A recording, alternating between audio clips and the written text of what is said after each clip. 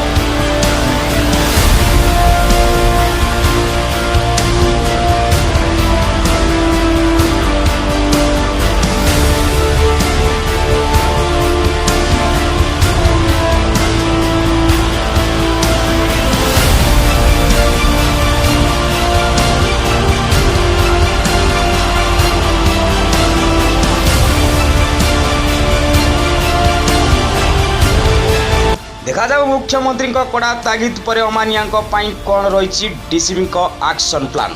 Cuttack Sadar Tapas Routray report news verse Odia.